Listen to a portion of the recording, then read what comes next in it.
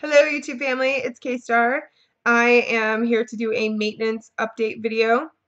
I had my VSG surgery on June 18th of 2013. My highest weight was 301.2. My current weight is 150, which if you follow my videos, you know that is a higher number than it normally is. And that's what I want to talk about today, is the dreaded regain. Ugh. It's not a lot. The last time I made a video, I was 144 point something. I usually hang out in that range, 140 to 145-ish. There for a while was like 142 for a bit. And so being at 144 was a little bit of a regain, but it didn't really bother me. Like I was still in my maintenance range, and 150 is too. Still, I mean, I kind of set it between 140 and 150. But in the past 5-6 weeks, whenever it was that I posted that video, I have gained another 6 pounds. So I don't like that trend, you know, and all my clothes are still fitting the same, but I don't want to see that number get any higher. I messed up and did not take any measurements when I first started doing all of the weight training at the beginning of the year. So I would love to be able to take measurements now and just see where things have gotten bigger. If they've gotten bigger, I don't know. I would like to think that it's muscle since I did the weight training, but I don't think all 6-8 pounds of it is muscle. But I didn't take measurements to begin with. So if I measured myself now, I wouldn't have anything to compare it to. I need to go ahead and just take measurements. So I do in the future. I don't know. My bad. So I am reevaluating my diet and my exercise and trying to figure out what I need to do to make sure that I don't keep gaining and make sure that, I mean, if I do see a gain, is it muscle? Is it fat? I usually wear like a size 4 to a 6 now, or like a small or a medium, sometimes even an extra small depending on what it is. And all my clothes still fit fine. I don't really see a huge difference there. So this 6-8 pounds isn't totally freaking me out, but I don't want it to continue. So I do know that I have been snacking too much at work. So I need to stop that. And I probably could stand to add some cardio into my diet. I do not like cardio at all. I'd rather just do my weight training and my yoga and stuff like that and not mess with cardio. But I think at this point, adding a little bit more cardio is necessary. I do cardio to warm up and stuff like that, but not as much as I probably should be doing. So, yeah. Regain spirit. It's not freaking me out as much as I thought it was going to, but it is annoying. So I think what I've come to realize is that the honeymoon phase of this surgery for me is coming to a close, which I think I got a pretty good run. I'll be 2 years post-op in June, and I just now think that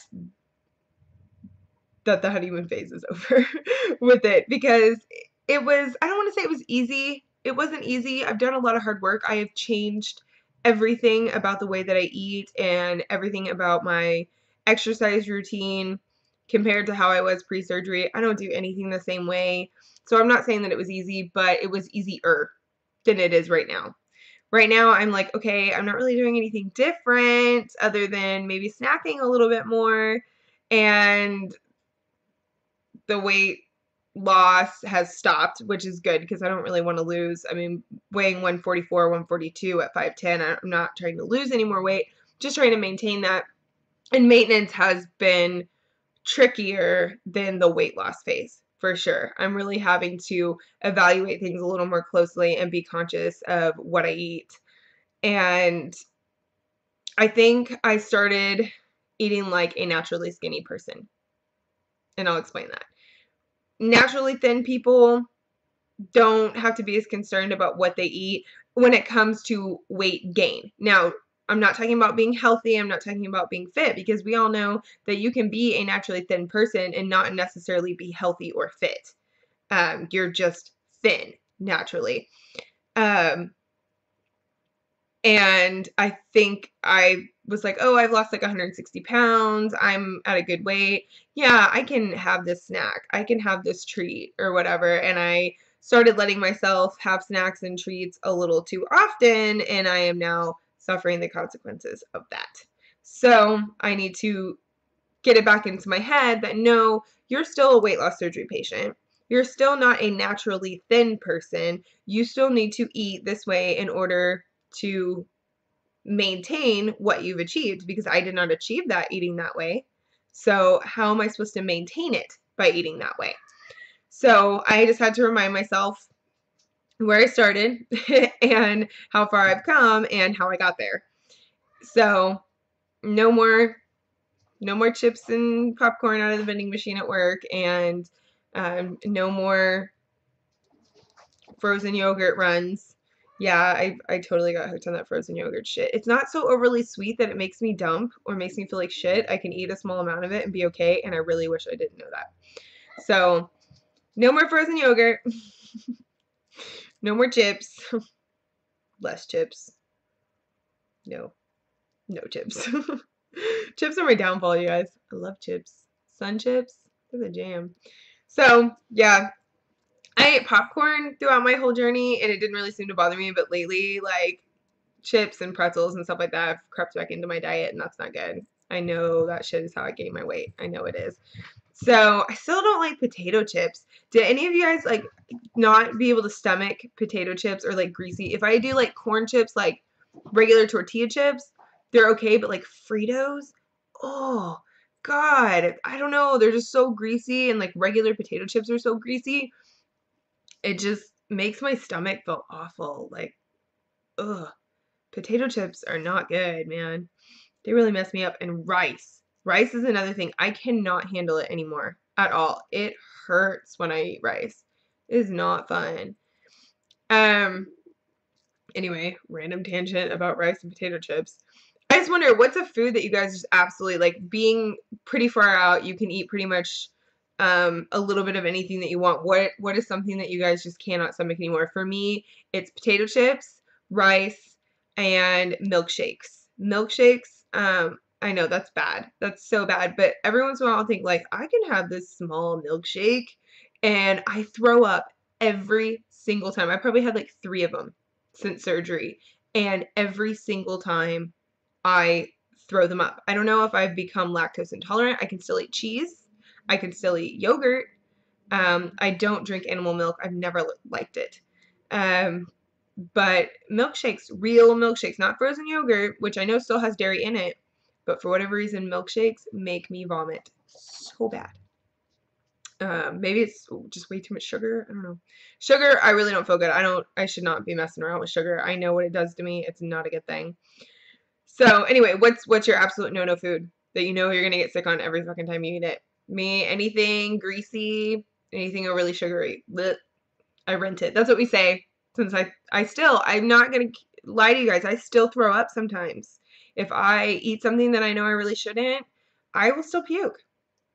It doesn't happen that often, but it'll happen. We call it renting food. That's what we call it. I rented that food because I gave it back.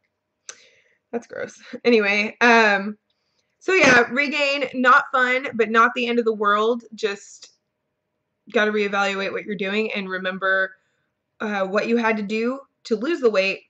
It's pretty much what you need to do to keep it off too. You can't go back to your old habits. You can't let them creep back in there because they will still make you fat, surgery or no.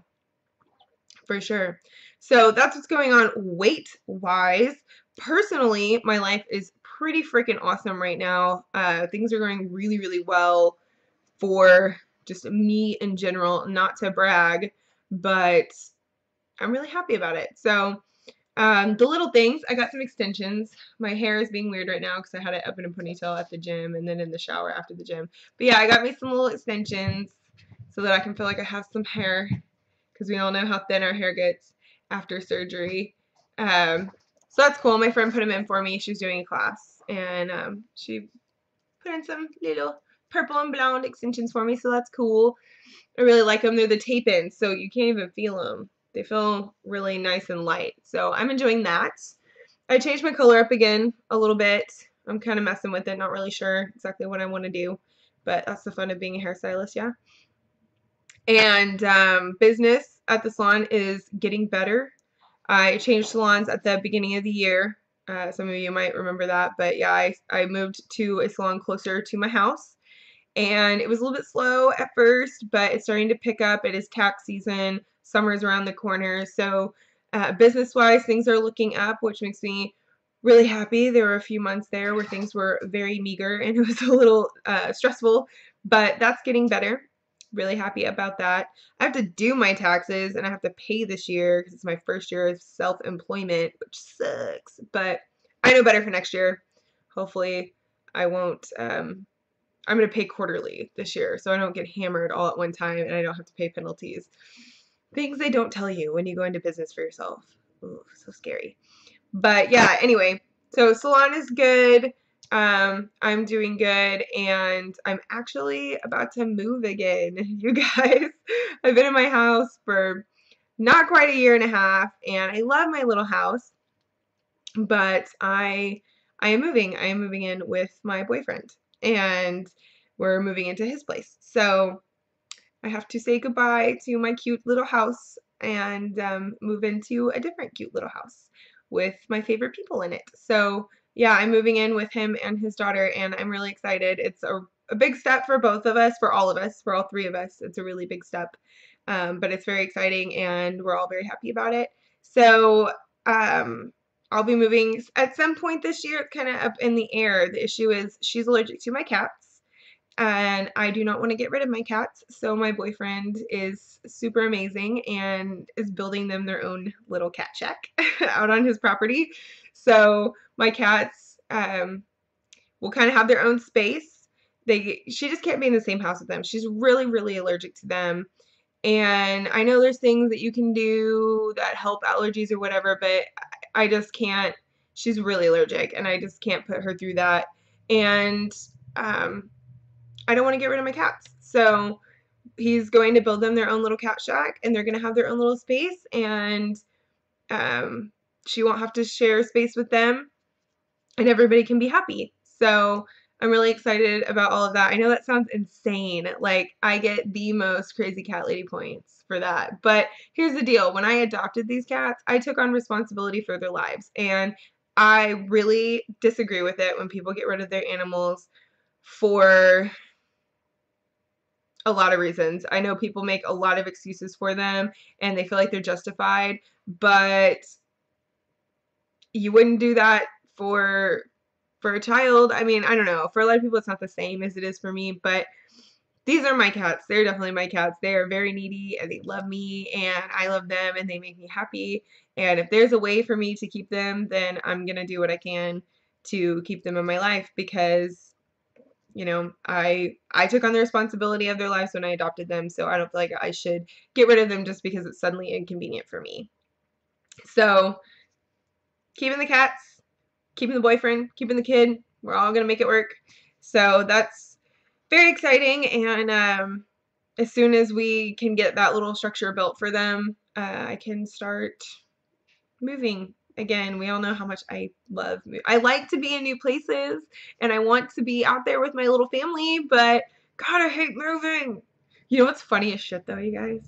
I still haven't even unpacked completely from when I moved here. I still have like 7 boxes of shit that I never unpacked, that I never opened, that I haven't touched in almost a year and a half. So a lot of stuff is probably going away because honestly, if I haven't used it in a year and a half, I don't need it. So I'm going to have to go through all my stuff, get rid of what I'm not going to need, and then pack up what I have unpacked and I'm currently using. So lots of things happening potentially this summer and throughout the rest of the year. Very exciting things. So I hope everybody else is doing well, and hopefully I'll see you in a month.